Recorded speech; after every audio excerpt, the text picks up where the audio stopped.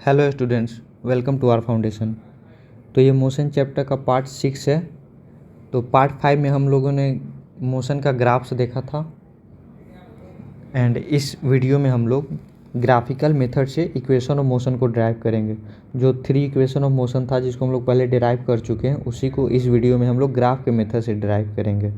ठीक है, तो ये पहले थोड़ा सा देख लेते हैं। Speed time graph when speed change at non uniform rate.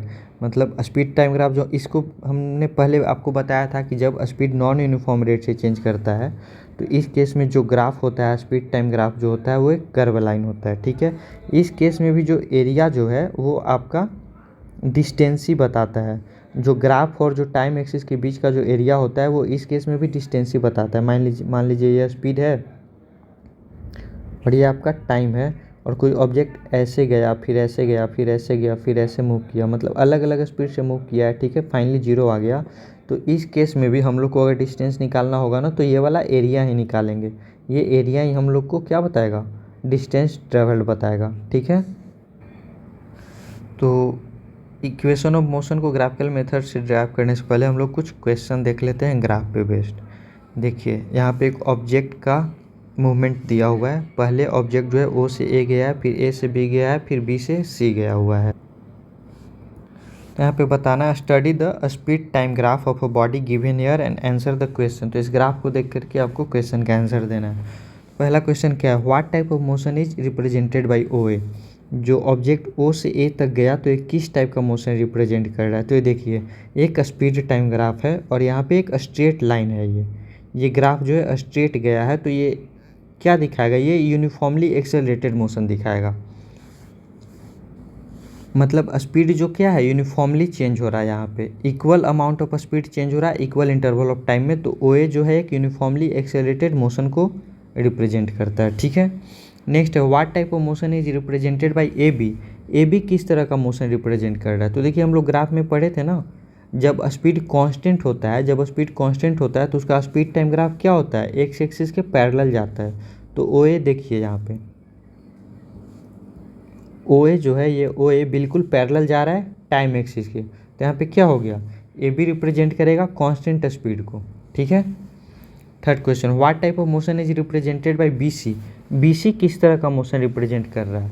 तो पहले वाले ग्राफ में हम लोग देखे थे कि ये जब इनिशियल स्पीड यहाँ पे क्या है 6 है मान लीजिए, और फाइनल स्पीड क्या है यहाँ पे 0 है, तो यहाँ पे स्पीड क्या हो रहा है, कम हो रहा है। मतलब ये, और ये जो ग्राफ है या स्ट्रेट लाइन है, इसका मतलब ये जो स्पीड इसका कम हो रहा है और यूनिफॉर्मली इसका स्पीड कम हो रहा है। तो क्या हो जाएगा, ये यूनिफॉर्मली रिटार्डेशन का एग्जाम्पल हो जाएगा।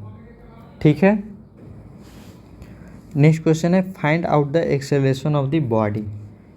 तो इसमें नेक्स्ट एक्सेलरेशन पूछ रहा है। क्वेश्चन थोड़ा सा इनकम्प्लीट है, रुकिए देख लेते हैं क्वेश्चन में यहाँ पे थोड़ा सा टाइम हम लोग मेंशन नहीं किए हैं, टाइम मिस कर रहा है। तो क्वेश्चन में यहाँ पे टाइम दिया हुआ है 4, यहाँ पे है 10 और यहाँ पे है 16। देखिए यहाँ पे क्वेश्चन क्या था, क्वेश्चन पूछ रहा था find out the acceleration of the body. तो जब तक टाइम हम लोग को पता नहीं चलता तो हम लोग एक्सेलरेशन कैसे बताते हैं। ठीक है, तो एक्सेलरेशन पूछ रहा है, तो बॉडी एक्सेलरेट तो सिर्फ ओ से ए तक ही हुआ है ना। ए से बी तक तो एक्सेलरेशन 0 हो गया था क्योंकि स्पीड कांस्टेंट हो गया, और बी से सी तक एक्सेलरेशन निगेटिव हो गया, रिटार्डेशन हो गया।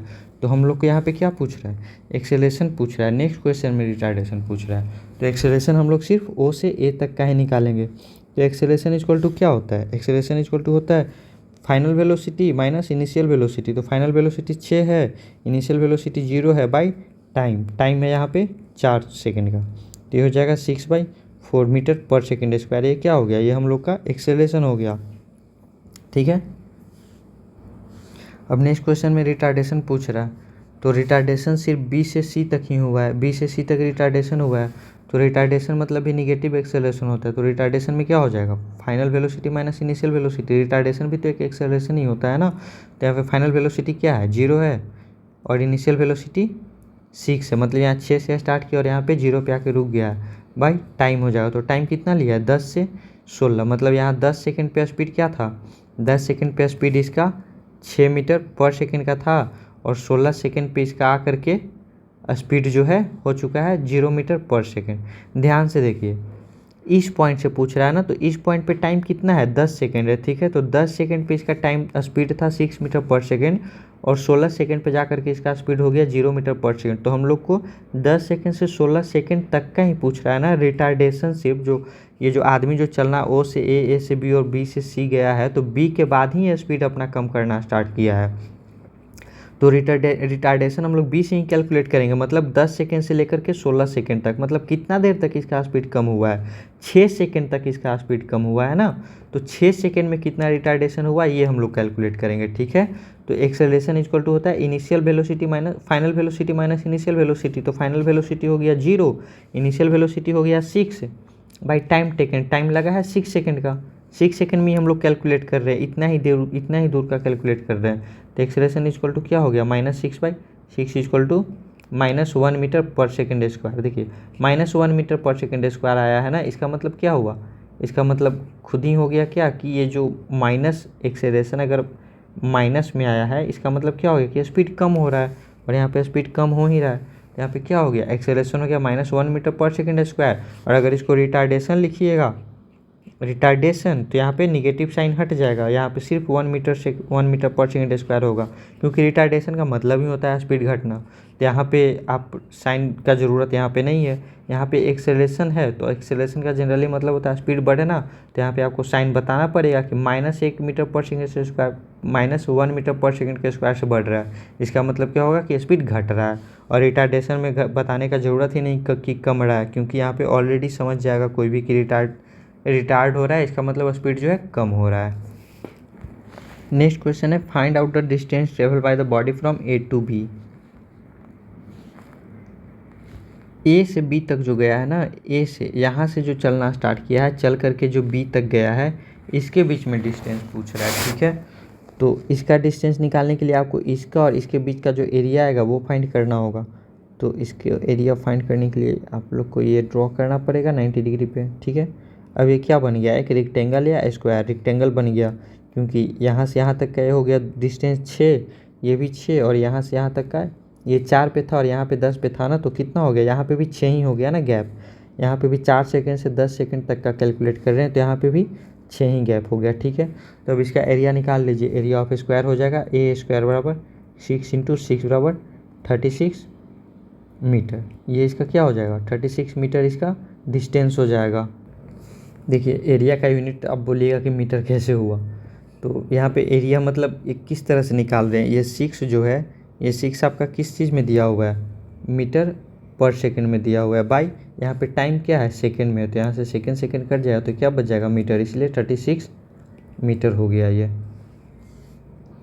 तो डिस्टेंस निकालने के लिए आप लोग जहाँ से जहाँ तक का पूछेगा उसका आप टाइम एक्सिस पे एरिया निकाल लीजिएगा, जो एरिया आएगा वही डिस्टेंस होगा। अब हम लोग पढ़ेंगे derivation of equation of motion by graphical method. Graph के मेथड से हम लोग इक्वेशन ऑफ मोशन को डेराइव करेंगे। देखिए यहाँ पे एक बॉडी जो है u वेलोसिटी के साथ मूव करना स्टार्ट किया, मतलब इसके पास इनिशियली एक u वेलोसिटी था, ये टाइम t तक चला है, जिसमें इसका वेलोसिटी यहाँ पे v हो गया फाइनल वेलोसिटी, ठीक है। और ये यूनिफॉर्मली एक्सेलरेटेड मोशन है, ठीक है। तो इस ग्राफ में देखिए u क्या हो जाएगा, इनिशियल वेलोसिटी क्या हो जाएगा, यहाँ पे u है तो u का वैल्यू हो जाएगा OA, ये OA जो है u शो करेगा, तो u इक्वल टू OA, और OA और ये DC बराबर है, तो OA बराबर DC भी लिख सकते हैं, तो u बराबर OA बराबर DC हो जाएगा, ठीक है।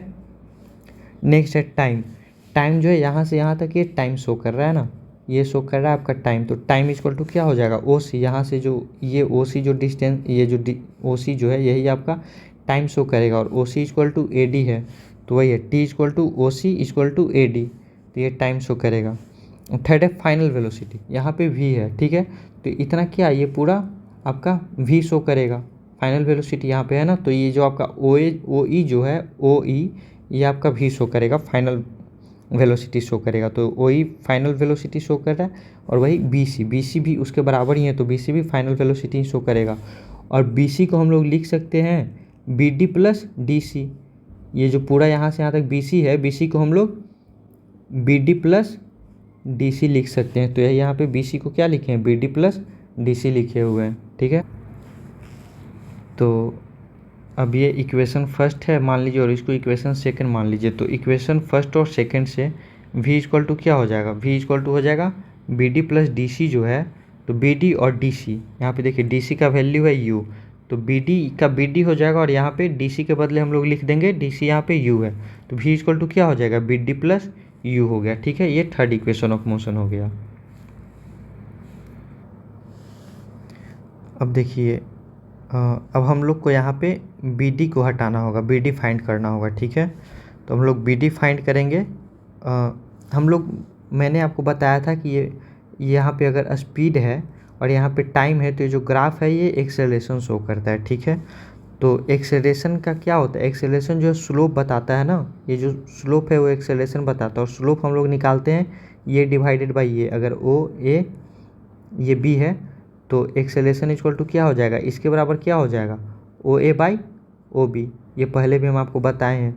ये स्लोप निकालते हैं, ये वाई एक्सिस पे जो होता है उसमें डिवाइड करते हैं एक्स एक्सिस से। तो ये यहाँ पे एक्सेलरेशन जो स्लोप है, एक्सेलरेशन बराबर B D by A D किए हुए हैं। देखिए ये जो एक्सेलरेशन है, एक्सेलरेशन बराबर हम लोग B D by A D किए हुए हैं, वही है ना, ये बाई ये करते हैं, ये इसके बराबर है तो B D by A D. तो एक्सेलरेशन ये जो है, एक्सेलरेशन बराबर क्या हो गया यहाँ पे हो गया B D by A D, वही यहाँ पे लिखा हुआ है। देखिए एक्सेलरेशन इक्वल टू हो गया B D by A D. ठीक है, तो यहाँ पे बी डी इक्वल टू क्या हो गया, 80, बी डी इक्वल टू 80 हो गया, क्योंकि ए डी जो है टाइम बता रहा है। देखिए A D equal to time है, यहाँ पे हम लोग लिखे हैं, कहाँ कहीं लिखे होंगे ए डी जो है टाइम बताता है। ठीक है, तो यहाँ पे acceleration equal to B D by A D है और ए डी जो है टाइम बता रहा है। तो यहाँ पे बी डी इक्वल टू क्या हो जाएगा, बी डी इक्वल टू हो जाएगा ए इंटू टी, ए डी जो है टाइम है तो बी डी इक्वल टू हो गया ए टी। ठीक है, तो अब यहाँ पे हम लोग को बी डी का वैल्यू पता चल गया, बी डी का वैल्यू पता चल गया ए टी। ठीक है, तो यहाँ पे जो हम लोग का ये था v equal to B D plus U, तो यहाँ पे v equal to B D को बी डी की जगह ए टी कर देंगे प्लस u कर देंगे। देखिए यही इक्वेशन ऑफ मोशन है, v equal to U plus A T, निकल गया v equal to U plus A T. तो यहाँ से क्या हो गया, हम लोग का फर्स्ट इक्वेशन ऑफ मोशन क्या हो गया, डेराइव हो गया। देखिए ये यहाँ पे किए थर्ड इक्वेशन और फोर्थ इक्वेशन से। ये fourth equation B D equal to A T और थर्ड इक्वेशन हम लोग का ये था B D equal to V equal to B D plus U. तो इससे हम लोग का फर्स्ट इक्वेशन ऑफ मोशन जो है डेराइव हो गया। तो पहले भी जो हम लोग डेराइव किए थे इक्वेशन को, वहाँ भी हम लोग डिफिनीशन ऑफ एक्सेलरेशन से ही डेराइव किए थे फर्स्ट इक्वेशन ऑफ मोशन। यहाँ पे भी हम लोग एक्सेलरेशन से ही फर्स्ट इक्वेशन ऑफ मोशन को डेराइव किए हैं। अब हम लोग सेकेंड इक्वेशन ऑफ मोशन को डेराइव करेंगे ग्राफिकल मेथड से। सेकेंड इक्वेशन ऑफ मोशन था S equal to U T plus half A T square. आप लोग ना ये सारे इक्वेशन ऑफ मोशन को अच्छे से याद कर लीजिएगा, नहीं तो क्वेश्चन नहीं बनेगा फिर। तो सेकेंड इक्वेशन ऑफ मोशन को भी हम लोग ग्राफ से ही निकालेंगे। तो फर्स्ट इक्वेशन ऑफ मोशन निकालने के लिए हम लोग एक्सेलरेशन का यूज़ किए थे B D by A D का। सेकेंड इक्वेशन ऑफ मोशन जो है डिस्टेंस निकालना है, और डिस्टेंस आपको पता है वेलोसिटी टाइम ग्राफ में जो एरिया जो होता है, ये जो एरिया होता है यही आपका डिस्टेंस बताता है। तो ये एरिया निकालने के लिए हम लोग क्या करेंगे, ये इस एरिया को निकालने के लिए हम लोग थोड़ा सा ये जो फिगर है, ये जो ट्रापेजियम है, इसको दो पार्ट में ब्रेक कर देंगे। दो पार्ट में ब्रेक करने का मतलब था कि इसको हम लोग इसको एक रेक्टेंगल बना देंगे और इसको एक ट्रायंगल बना देंगे। ठीक है, और फिर एरिया निकालेंगे तो सेकेंड इक्वेशन ऑफ मोशन निकल जाएगा। इक्वेशन ऑफ मोशन सेकेंड जो है डिस्टेंस निकालने के लिए है, और डिस्टेंस जो है आपका वेलोसिटी और टाइम का जो एरिया होता है, एरिया ही आपका डिस्टेंस बताता है। तो इसके एरिया को हम लोग निकालने के लिए या तो ये पूरा ट्रेपेजियम का एरिया निकाल दें, या फिर ये रेक्टेंगल का और ये एक ट्रायंगल का एरिया निकाल दें। तो अगर आप ट्रेपेजियम का एरिया निकालिएगा ना तो उससे third equation of motion derive हो जाएगा, और हम लोग को डिराइव करना है सेकेंड इक्वेशन ऑफ मोशन। तो सेकेंड इक्वेशन ऑफ मोशन को डिराइव करने के लिए हम लोग को इसको अलग अलग करके निकालना होगा। एक ट्रायंगल का एरिया निकालना होगा और एक रेक्टेंगल का एरिया निकाल करके दोनों को ऐड करना होगा। ठीक है, तो देखिए इसमें भी वही एक बॉडी जो है यू स्पीड से स्टार्ट किया है, इसका फाइनल वेलोसिटी v हो गया है, टाइम t है और एक्सेलरेशन जो है यूनिफॉर्म है, वही यहाँ पे लिखा हुआ है। तो देखिए डिस्टेंस ट्रेवल इक्वल टू क्या होता है, area of O A B C. O A B C यही है, ओ ए बी सी, इसी का एरिया क्या है, डिस्टेंस बताएगा। देखिए area of O A B C equal to क्या करेंगे, area of O A D C plus area of A B D. O A D C क्या है, area of O A D C मतलब area of triangle O A D C plus area of A B D triangle. ये दोनों के area को सम करेंगे तो पूरा का एरिया निकल जाएगा। वही यहाँ पे देखिए सम किया हुआ है, area of O A D C plus area of A B D. अब area of O A D C कैसे निकलेगा, ओ ए इंटू ओ सी। ये रेक्टेंगल का एरिया कैसे निकलेगा, इस रेक्टेंगल का एरिया जो होता है लेंथ इंटू ब्रेथ निकलेगा ना, तो ओ ए इंटू ओ सी करेंगे, लंबाई इंटू चौड़ाई एल इंटू बी यही निकलता है। तो ओ ए इंटू ओ सी करेंगे तो ये निकल जाएगा रेक्टेंगल का एरिया, और इसको निकालने के लिए ट्रिएंगल का एरिया निकालेंगे। ट्रिएंगल का एरिया होता है half into base into height, तो बेस हो जाएगा बी डी इंटू हाइट हो जाएगा ए डी। देखिए भाई यहाँ पे लिखा हुआ होगा half into A D into B D, ये आपका ट्रिएंगल का एरिया हो गया, और ये हो गया आपका रेक्टेंगल का एरिया।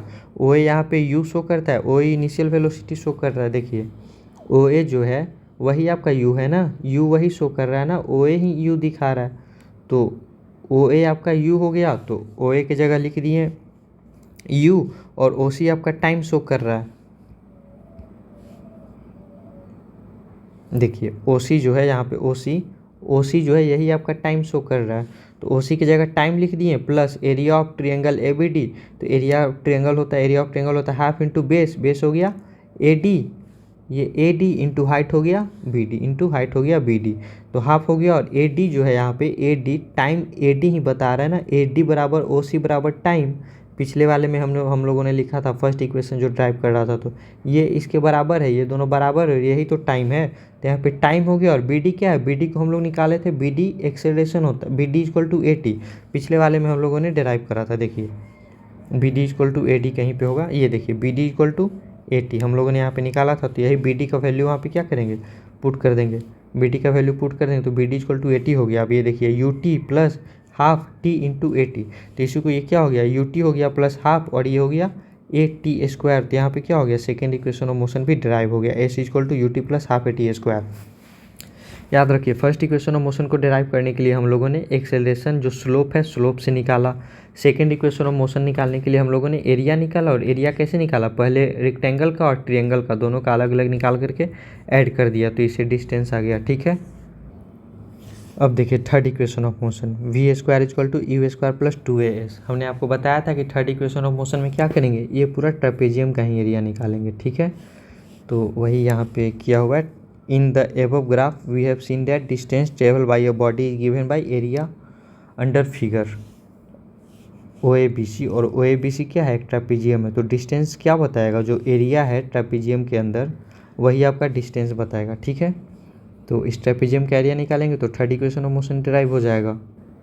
देखिए distance travel equal to area of trapezium.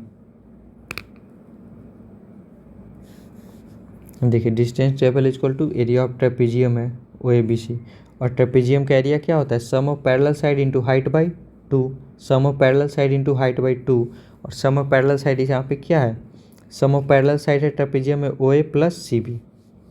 देखिए ये जो ट्रेपेजियम है इसमें पैरेलल साइड यही है ना, ये दोनों पैरेलल साइड है इस ट्रेपेजियम में, ये और ये पैरेलल साइड है ओ ए और बी सी या सी बी।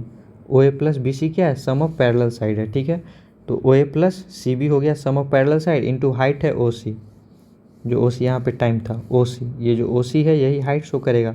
इस ट्रेपेजियम में ये हो गया पैरेलल साइड, ये हो गया पैरेलल साइड, और ये हो गया हाइट, तो O A and C B हो गया पैरेलल साइड, और ओ सी हो गया हाइट। ये देखिए यहाँ पे ओ सी हाइट हो गया sum of parallel side into height by two, तो O A plus C B होता है वी प्लस यू। देखिए ओ ए है यू और सी बी है वी, तो ये ओ ए प्लस सी बी को हम लोग लिख दिए वी प्लस यू। ठीक है, तो ये हो गया O A plus C B V plus U and O C equal to T. O C यहाँ पे ओ सी जो है टाइम यहाँ पे शो कर रहा है। ठीक है, ओ सी टाइम शो कर रहा है, तो यहाँ पे इसका वैल्यू पुट कर दिए, ओ ए प्लस सी बी को कर दिए यू प्लस बी, और ओ सी को कर दिए टी, तो एस इक्वल टू हो गया U plus B into T by two. ठीक है, तो ये एस इक्वल टू निकल गया, इसको मान लीजिए इक्वेशन 5 एस इक्वल टू निकल गया। अब you plus B into t/2, ठीक है।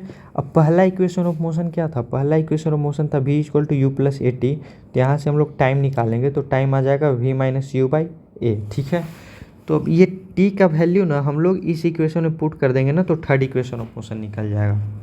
थर्ड इक्वेशन ऑफ मोशन क्या था, v² = u² + 2as, ठीक है ना। और यहाँ पे हम लोग के पास s, a, v और u है, तो यहाँ पे v, u, s है और यहाँ पे t है। तो हम लोग को t को हटा करके एक्सेलरेशन लाना है ना, तो t को यहाँ पे रिप्लेस कर देंगे।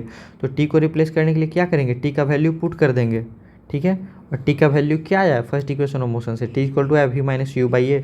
तो अब इसमें जो है जो फॉर्मूला है यहाँ पे, ये जो t है इसका वैल्यू कर देंगे v - u/a, ठीक है।